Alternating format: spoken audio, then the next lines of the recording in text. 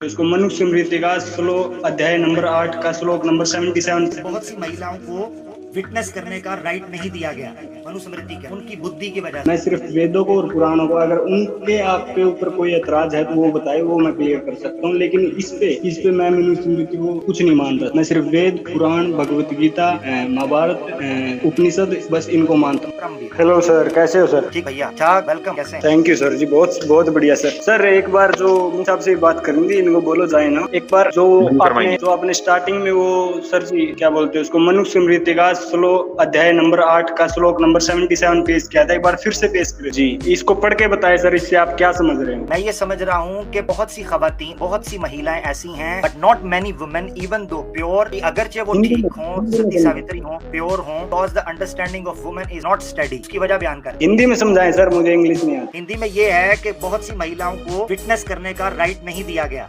मनुस्मृति के, उनकी बुद्धि की वजह से। ये कहा जा रहा है कि उनकी अंडरस्टैंडिंग जो है वो स्टडी नहीं होती। अच्छा, तो ये आप गलत समझ रहे हैं ना। असली वो क्या बोलते हैं उसको, मतलब इसकी हिंदी, असली हिंदी मैं बताता हूँ आपको इस श्लोक की। एक सेकंड होगी, जो इसकी असली श्लोक की हिंदी ये है कि निर्लोभी यानी कि जो बंदा लोभ नहीं करता, किसी चीज का लोभ नहीं करता। निर्लोभी एक पुरुष भी साक्षी हो सकता है, यानी कि विटनेस हो सकता है, जो कि लोभी नहीं है, निर्लोभी। और आगे है, परंतु बहुत सी लोभी है, यानी कि जो लोभी होते हैं, स्त्री साक्षी नहीं हो सकती, यानी कि विटनेस नहीं हो सकती। ठीक है। और एक सेकंड आगे भी बताता हूँ मैं, मेरा यार ये, हाँ, क्योंकि स्त्रियों की बुद्धि एक दिशा में स्थिर नहीं रहती। जो मनुष्य दोष युक्त है वह भी साक्षी होने योग्य नहीं है, यानी कि जो मर्द भी हैं वो भी विटनेस होने के काबिल जा रहा है सर। और आप गलत बता रहे हैं, दोष मुक्त नहीं है। ठीक हो गया। अच्छा, इसमें फर्क क्या है जो मैंने कहा और आप कह रहे हैं? आप फर्क, आपने जो स्टार्टिंग में कहा कि राइट नहीं है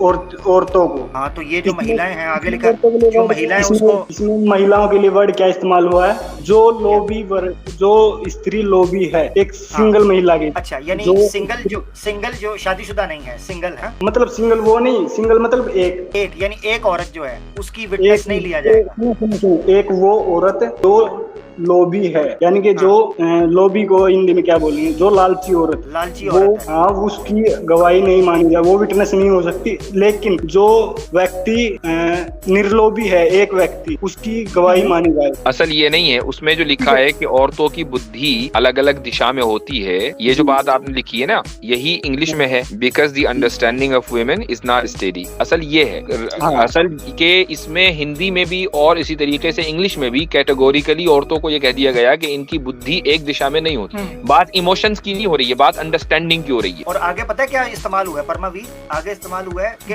महिला, ठीक है, जो ट्रांसलेशन है, पीछे लोभी की बात अगर की गई है, वो मैं गोभी और लोभी में चेक करूंगा उसमें क्या अंतर है, मगर ये है कि अभी वो ट्रांसलेशन जो यहाँ पर है इंग्लिश में, उसको भी सामने रखो, जो आपने भी किया हिंदी के अंदर भी, उसको भी सामने रखते हुए ये है कि महिला जो है उसको विटनेस करने की इजाजत नहीं है। क्यों? उसकी वजह उसने आगे बयान, बिकॉज क्योंकि उस महिला की अंडरस्टैंडिंग या महिला ओवरऑल वुमेन की अंडरस्टैंडिंग जो है वो स्टडी नहीं, स्टेबल, यही बात की गई है उसमें। क्योंकि बुद्धि एक दिशा में स्थिर नहीं रहती। हाँ, स्त्रियों का, पूरी वुमेन की। हाँ, ठीक। तो देखो, मुझे इसमें मसला नहीं है कि आप उसकी ट्रांसलेशन हिंदी में कर रहे हैं, इंग्लिश में। मसला इस वक्त ये है कि जब एक इस्लाम के रूल के ऊपर आप एतराज कर रहे हैं, मनुस्मृति के अंदर भी ये चीज उससे टोटली डिफरेंट है। अगर 1 मिनट के लिए हम रखें तो ये कहा जा रहा है कि महिला की जो बुद्धि है वो ये स्त्री तो सर, मैं आपको इसलिए बताने आ गया था कि मनुस्मृति को मैं मानता भी नहीं। मैं सिर्फ वेदों को और पुराणों को, अगर उनके आपके ऊपर कोई ऐतराज है तो वो बताए, वो मैं क्लियर कर सकता हूँ। लेकिन इस पे मैं मनुस्मृति को नहीं मानता सर। मैं सिर्फ वेद, पुराण, भगवत गीता,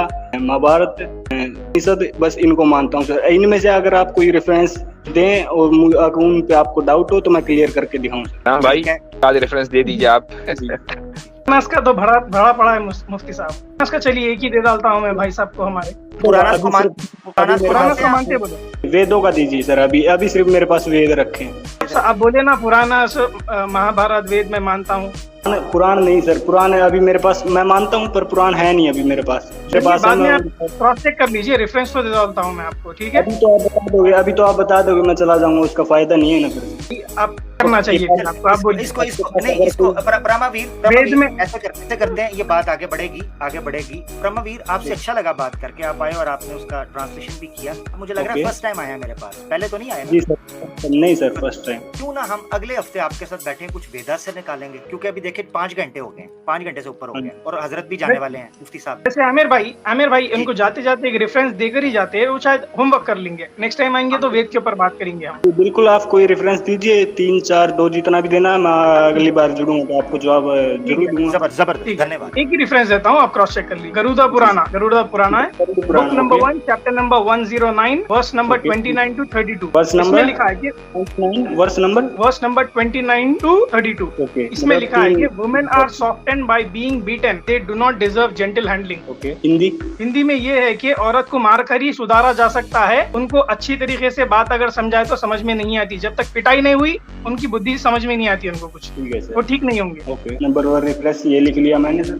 ठीक, आप होमवर्क कर लीजिए इसका, फिर नेक्स्ट टाइम अगर आएंगे तो वेद के ऊपर बात। बस एक ही सर, एक दो और दे दीजिए सर, थोड़ा काम करने में मजा आ रहा है। नेक्स्ट टाइम आपको मेरा चैनल देख लीजिए भाई, आपको सारे रेफरेंसेस मिल जाएंगे, सैम स्टेलोन। ओके सर, शुक्रिया सर। राइट। बहुत धन्यवाद, बहुत अच्छा लगा आपसे बात करके।